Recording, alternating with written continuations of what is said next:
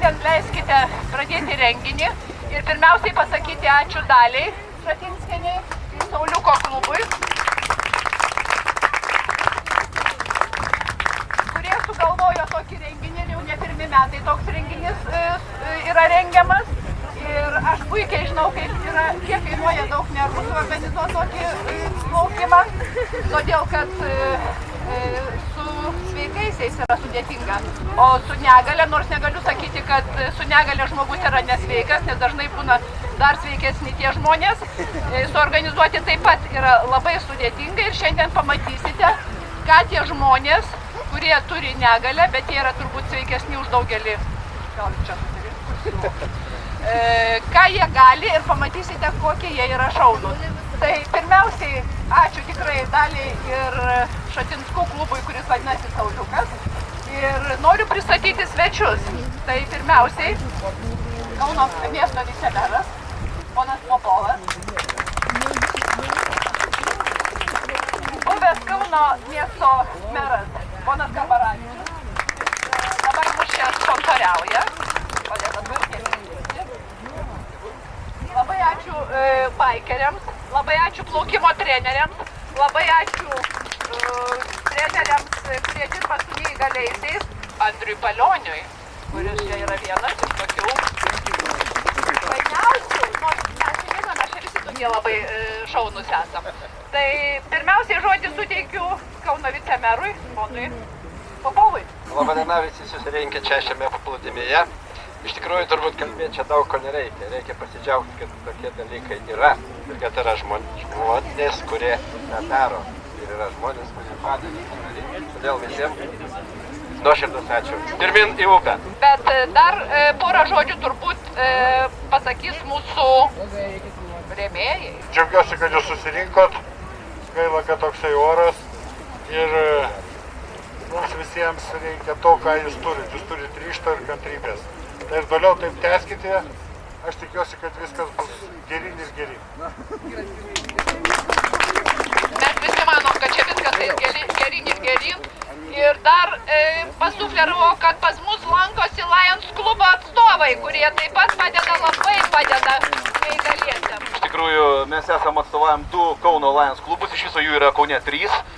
Aš atstovauju jauniausią klubą Kaune, Kauno Tauro Lions klubą, o Sigita atstovauja Tai yra pats seniausias klubas Lietuvoje. Tai iš tikrųjų labai džiaugiamės, kad įvyko toks renginys ir tikimės jų daugiau ir bendradarbiaujame senokai su Šatinskais. Dabar jie įkūrė naują organizaciją, kuri vadinasi Neįgaliųjų plaukimo sporto federacija. Tikiuosi bendrausim ir su jie toliau. Ir ačiū Jums labai, nuostabus geri žmonės ir Jūs tikrai džiuginat mūsų širdį ir labai Jums dėkojam. Aišku, kaip mes galime neduoti žodžio Daliai Šatinskienei, kuri yra kaltininkė šito viso renginio. Aš labai trumpai noriu visiems padėkoti, nes be Jūsų visų nebūtų šito renginio. Labai dėkui visiems. Sauliuk, tavo vardu pavadintas klubas ir jau kelinti metai iš eilės yra rengiamas toksai didelis renginys ir jisai labai reikalingas. Tai tu ką nors pasakysi? Sveikinu visus, linkiu sėkmės. Kad kartu pašnekėtų, dar mums papasakotų, ką čia veikia baikeriai. Labai ačiū žodį, bet mes iš vis nemokam kalbėti. Taip kaip kiti kalbėjo, mes atvažiavom pasižiūrėti, palaikyti. Patys nedalyvausim, nes šiandien po pietų tai negalim plaukti prisivalgyti. Bet sirgsim už visus. Ačiū. Tai reikia gelbėti ir suteikti pirmąją pagalbą nukentėjusiam vandenyje. Tai irgi jiems labai ačiū medikams. Sveiki visi, kaip girdžiu. Tikimės, kad šiandien niekas nenukentės, nieko šiandien su šitą gražią mašiną nereikės nieko išvežti iš čia. Bet ko mes tikimės labiausiai, tai kad mes truputį jūs pamokysim, kaip teikti pirmąją medicinos pagalbą. Šiokiu tokiu principu, kas yra labai paprasta ir elementaru, ką gali kiekvienas, kol atvažiuoja greitoji. Ir tikrai pamoka bus tikrai labai reikalinga ir mes turime išminuotojus. Klausykit, tai aš manau, kad čia gal niekas dar neužminuota ir nebus užminuota, vis tiek norėčiau suteikti žodį. Juozo Vitkos inžinierijos batalionas. Taigi sveiki visi, mūsų tiesioginė pareiga iš tikrųjų tai ne tai, ką mes atliekam, Bet tikėkime, kad niekada tos tiesioginės pareigos mums nereiks atlikti. Tai tiesiog ta duoklė visuomenė yra tai, kad mes esam čia su jumis. Mums tikrai yra smagu ir garbė, kad mus pakviečiat ir tikrai džiugu čia sudalyvauti. Tai dar kartą ačiū, pasistengsim ir mes garbingai sukovoti šituose varžybose. O man atrodo, kad aš dar mačiau čia Lietuvos plaukimo federacijos viceprezidentę Iloną Zozienę. Ar tikrai aš ją mačiau? Yra. Ilona? Labadiena. Kiekvienas plaukimo renginys tai yra įvykis. Mums plaukikams taip pat. Mes džiaugiamės, kad plečiasi plaukimą mylinčių ratas.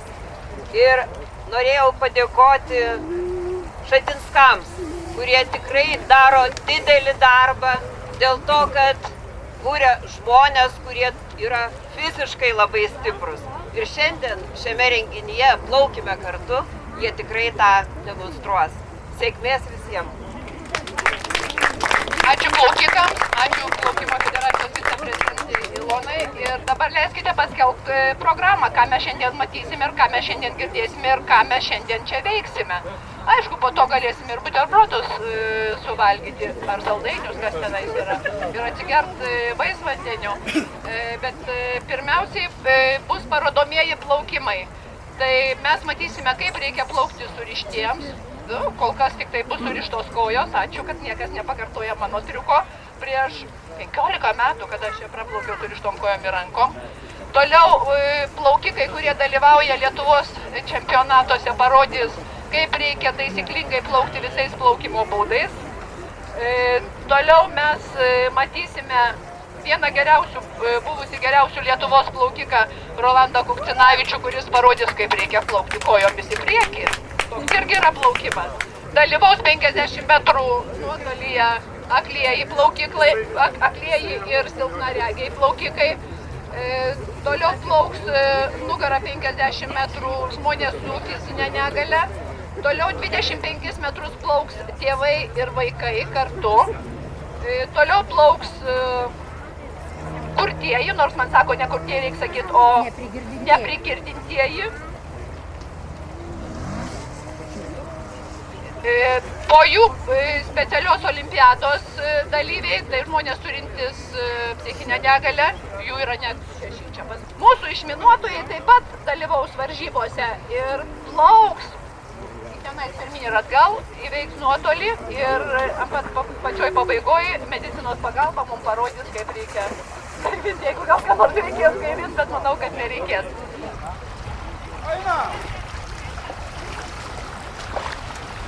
Ir galit atkreipti dėmesį, nesvarbu, ar kojos surištos, ar nesurištos kojos, plaukia ir visai daro.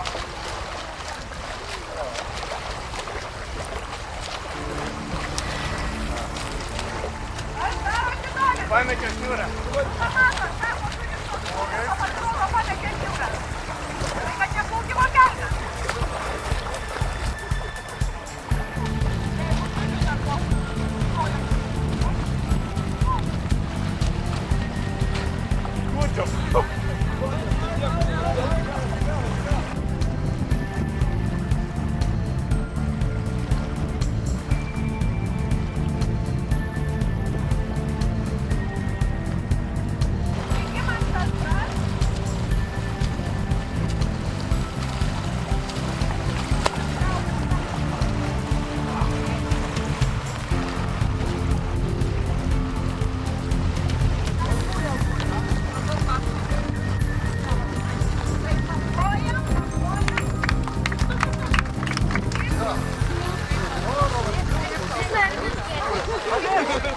Žiūrim, kaip plaukiame kojom į priekį.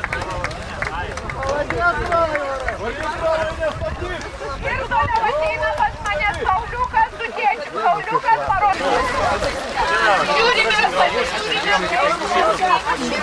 Dabar reikia transportuoti pavardėms.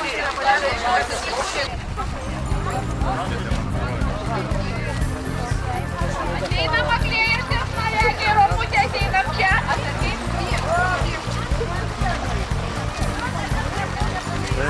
Dabar plaukas. Europos parolimpinių jaunimo žaidynių šių metų antros vietos laimėtojas.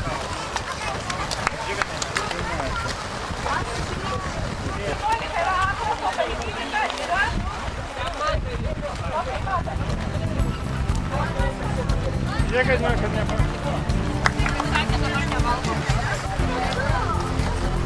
Nereikia, nematau. Labą, jie.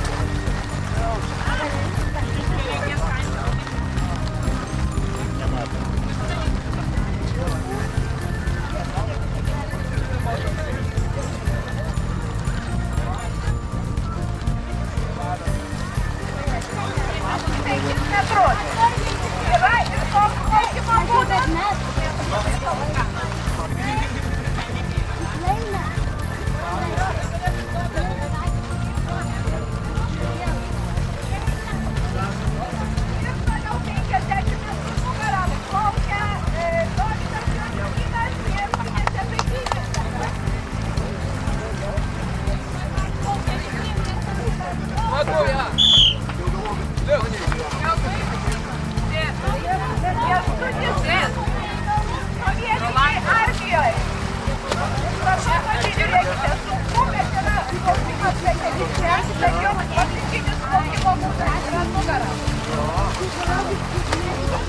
Mokymo būdu jisai vadinasi nugara gali plauktis dviem rankomis yra laimėjęs parolimpinių žaidynių sidabro medalį.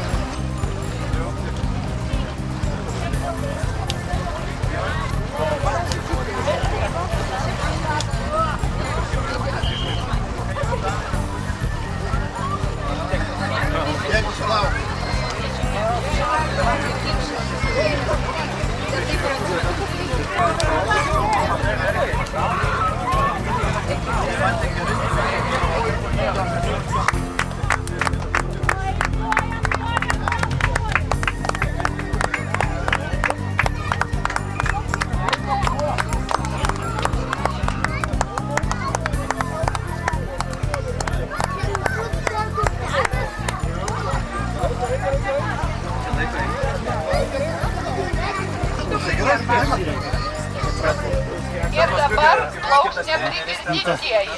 Jiems startas yra duodamas ne švilpukų, bet rakus.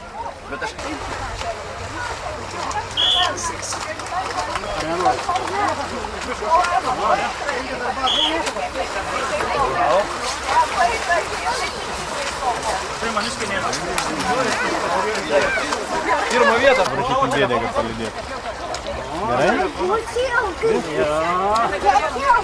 Tai gerai. Mas visai dramas.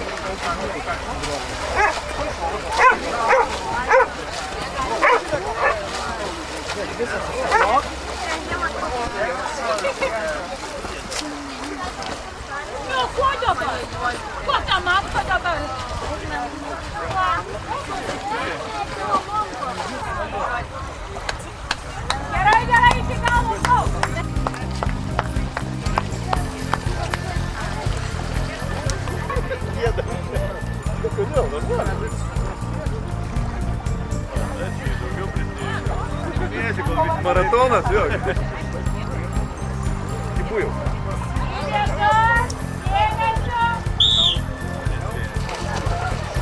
Davai, rolai, apšauk visus. Rolai, rolai. Kur aš tau apšauk? Greičiau, greičiau. Rolai. Daugiau nerga. Ir į startą bėga Koksinavičius. Jej! Rolai, rolai. Porų davė.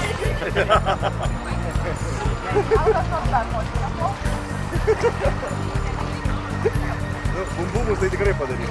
Jau matau. Mūsų plaukikų inžinierius ir...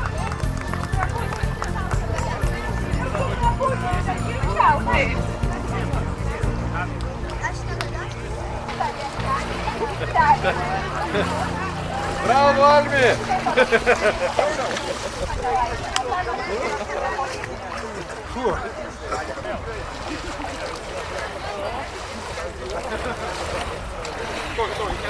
truputį imituosim gelbėjimą iš vandens. Dabar jeigu matom skęstantį žmogų, tai jokių būdų neplaukiam ir nebandom jo apkabinti arba imti čiupti už rankos. Vien dėl to, kad jisai streso būsenai gali ką padaryti, paimti ir jūs kartu tempti į dugną. Taigi, ką reikėtų padaryti, tiesiog jeigu turite rankšluostį ilgą, jį suvinioti į tokią gyvatėlę ir tada duoti jam įsikabinti. Jeigu jau matom, kad jisai yra be sąmonės, tada mes jau jį galim priplaukus traukti. Gerai, imituojam skendimą. Jeigu žmogus skęsta, tai mes matom ženklus, kurių šiaip nerodytų žmogus, jeigu nebūtų nelaimė.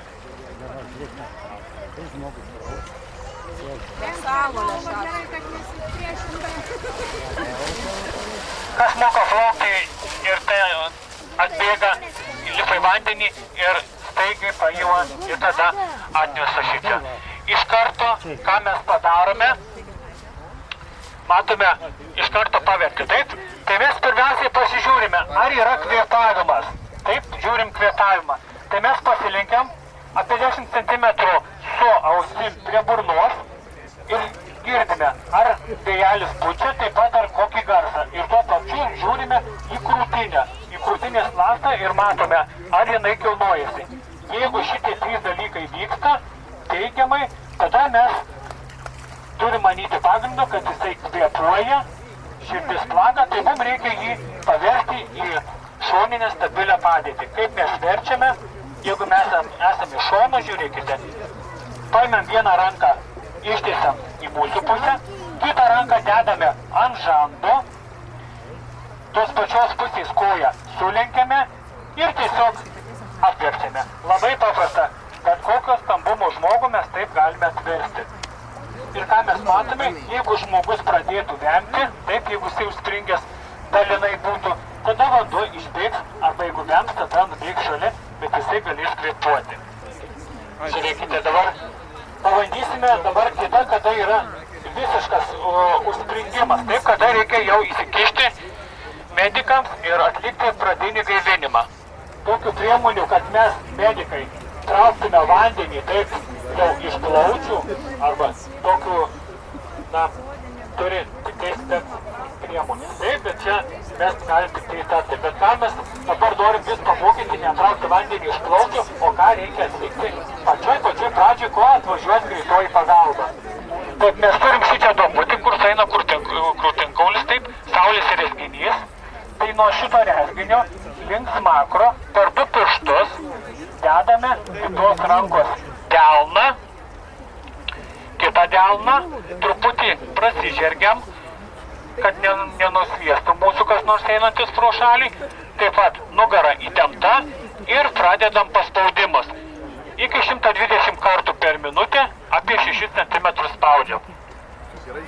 Ir taip spaudžiam tol, kol atvažiuoja greitoji, kol žmogus atsigauna arba kol mes pavargstame. Ir kitas punktas, jeigu mums iškyla kokia nors grėsmė, tai yra pavojus.